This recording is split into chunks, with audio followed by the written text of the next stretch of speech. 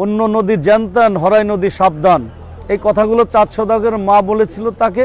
তার উত্তরে চাঁদ সওদাগর বলেছিল পূর্বের কথাটি, যেই না হরাই তার আবার কি বড়াই।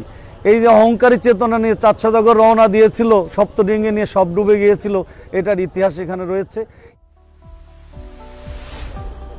আমি KM সিরাজুল আলম চৌধুরী, 13 নং চন্দনী ইউনিয়ন পরিষদ রাজবাড়ী সদর রাজবাড়ির চেয়ারম্যান, বর্তমান চেয়ারম্যান। আজকে আমাদের এখানে যে অনুষ্ঠানটি ছিল, আমাদের চন্দনী ইউনিয়নের শত বছর পূর্বের বিভিন্ন ঐতিহ্য ইতিহাস নিয়ে পর্যালোচনার পর একটা প্রবন্ধ রচনা করা হয়েছিল। এই প্রবন্ধের উপরে আজকে একটা সাংস্কৃতিক এবং কালচারাল অনুষ্ঠান এবং আলোচনা সভা ছিল। এখানে প্রধান অতিথি ছিলেন রাজবাড়ী সরকারি কলেজের সাবেক অধ্যক্ষ ডক্টর ফকির আব্দুর রশিদ স্যার, কবি, সাহিত্যিক, প্রবন্ধকার। আজকের বিশেষ অতিথি ছিলেন আমাদের এই এলাকার গুণীজন শিক্ষক, সূর্যনগর দ্বিমুখী উচ্চ বিদ্যালয়ের সাবেক প্রধান শিক্ষক, কবি, সাহিত্যিক, প্রবন্ধকার জনাব রমজান সাবেরি সাহেব। আজকের বিশেষ অতিথি ছিলেন জনাব আব্দুল সালাম তাসির, কবি এবং রাজবাড়ী সরকারি কলেজের সাবেক সহকারী অধ্যাপক, এবং আমাদের পার্শ্ববর্তী চন্দনী BM কলেজের প্রতিষ্ঠাতা সভাপতি জনাব আসিফ মাহমুদ সহ স্থানীয় আওয়ামী লীগ নেতৃবৃন্দ, BNP নেতৃবৃন্দ, বিভিন্ন রাজনৈতিক দলের নেতৃবৃন্দ, সুধীমণ্ডলী এবং মেম্বারবৃন্দ। আমরা সকলে মিলে সুন্দর একটি চন্দনী ইউনিয়ন গঠন করার জন্য যে প্রত্যয় ব্যক্ত করেছি। আমাদের সেই চাঁদ সওদাগরের নৌকা ডুবেছিল হরাই নদীর এই জায়গাটায়, বর্তমানে ডেড রিভার হরাই নদী। এইখানে একসময় নদী ছিল। এখানে রূপকথা সাহিত্যের কথা রয়ে গেছে, কথিত কথা রয়ে গেছে। তারপরে এখানে ব্রিটিশ বিরোধী, নীল চাষ বিরোধী আন্দোলন হয়েছিল শেরেবাংলার নেতৃত্বে। এইখানে সে নীলকুঠির অবস্থান রয়েছে। পার্শ্ববর্তী চন্দনী হাট, ওইখানে মুক্তিযুদ্ধের ঘাটে ছিল। এটা 100 বছর পূর্বের একটি হাট। দাওয়াপাড়া ফেরিঘাট রয়েছে, এটা ঐতিহ্যবাহী একটি প্রতিষ্ঠান। যে ফেরিঘাটে বর্তমান লঞ্চ ফেরি চলাচল করে, এই এলাকার মানুষের প্রাণের দাবি যে দাওয়াপাড়া নাজিরগঞ্জ পাবনা রাজবাড়ী যোগাযোগের জন্য একটি ফেরিঘাট, ওইখানে সেতু নির্মাণ করার জন্য সরকারের কাছে আমরা আবেদন করেছি। আমরা আমাদের ইউনিয়নের আভ্যন্তরীণ প্রত্যেকটি সড়ক উন্নয়ন করার জন্য UNDP প্রজেক্টে আমরা এস্টিমেট তৈরি করে সেটা আমরা পাঠিয়েছি।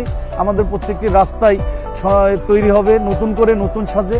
আমাদের ইউনিয়ন রোড যেগুলোরে বলে যোগাযোগের, সেই রাস্তাগুলো ইতিমধ্যে সমাপ্তি হয়ে গেছে।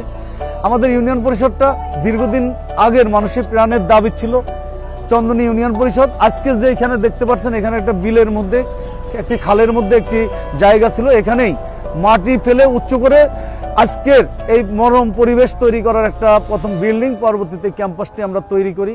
আমার পরিবার যারা এখানে ছিলেন দায়িত্বে, তারাও এই দায়িত্ব পালন করেছেন। আমরা আসলে কি চন্দনী ইউনিয়নের মানুষ, মতের পার্থক্য আমাদের অনেকের সঙ্গে অনেকের আছে, প্রতিদ্বন্দ্বিতা আছে, প্রতিযোগিতা আছে, বাট সার্বিক চন্দনীর মানুষের ক্ষেত্রে আমরা সকলে ঐক্যবদ্ধ। আমরা একত্রিত হয়ে কাজ করি। আমাদের এলাকার উন্নয়ন আমরা চাই, আমাদের এলাকার শান্তি চাই, আমরা স্বস্তিতে নিঃশ্বাস ফেলতে চাই এবং সুন্দর জীবনযাপন করে আমরা যাতে আগামী দিনে আমাদের প্রজন্মকে সুন্দর কিছু উপহার দিতে পারি, সেই জন্য আমরা সর্বদা চেষ্টা করি। রাজবাড়ী কুষ্টিয়া মহাসড়কের পাশে এই ইউনিয়ন পরিষদটি, এর পাশে রয়েছে BM college, technical college, high school, primary সহ বাণিজ্যিক নগরী, এবং পাশে আমাদের প্রায় পুরা ইউনিয়নে সব জায়গায় স্কুল, কলেজ, মাদ্রাসায় ভরপুর। আমরা এখানে শিক্ষিত একটা এলাকার মানুষ। আমরা সবসময় আমাদের শিক্ষার উন্নয়ন, শিক্ষার সামাজিক সম্প্রীতি বজায় রেখে আমরা যাতে চলতে পারি, সেই জন্য আমরা সর্বদা চেষ্টা করি। সাংবাদিক ভাইয়েরা, আপনারা আজকে আসছেন আমাদের এখানে, আপনাদের প্রতি আমরা কৃতজ্ঞতা প্রকাশ করি। আপনারা আমাদের কথা আজকে প্রকাশ করতে চাচ্ছেন। আমাদের এই কথাগুলো, আমাদের গ্রামের সাধারণ মানুষের কথাগুলো বলার জন্য কেউ প্রস্তুত থাকে না। আমরা আমাদের কথাগুলো আপনাদের মাঝে উত্থাপন করলাম।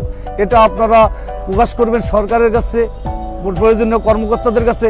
আমরা চাই যে আমাদের এই অঞ্চলটা আরও উন্নয়নের দিকে যাবে।